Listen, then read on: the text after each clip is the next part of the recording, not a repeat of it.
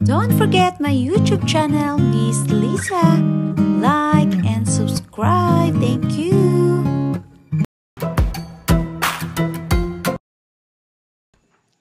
Hi everyone! Tonight, samahan niyo po ako sa aking night routine before ako matulog. So now, tapos na po ako maghilamos. Before ako matulog, mag-aayos pa talaga ako. Maglagay ako ng cream sa aking mukha para masarap yung tulog ko. So this is the cream I use. Night and day ko siya ginagamit.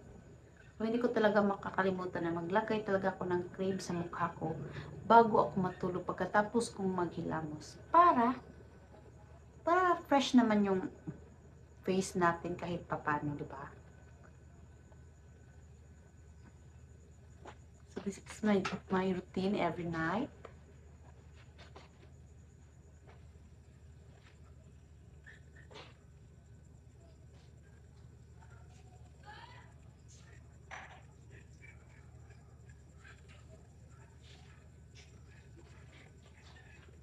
Sa face ko lang ilagay itong cream. Dito sa likod, ayaw ko maglagay. So, sa face ko lang siya nilagyan.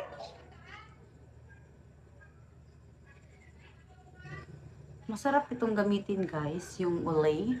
Ever since ito talaga yung ginagamit ko. Alam nyo ba, pag matagal ako matulog, magkakaroon talaga ako ng pimple sa mukha ko. Pag straight na matagal ako matulog. So, na ganito yung mukha ko guys, daming pimples. Look at that. So, ayan, tapos na akong maglagay ng cream. Ito lang yung night routine ko. Siyempre, hindi talaga mawala. Pagkatapos, magliligpit tayo ng mga kalat dito sa bahay. Dami kong kalat dito sa bahay. Guys, look at that.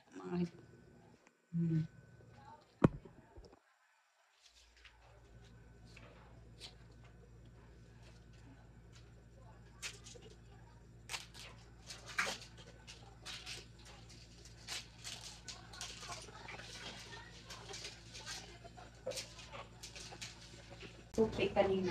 Kaya, lagay ko na lang doon sa bottle.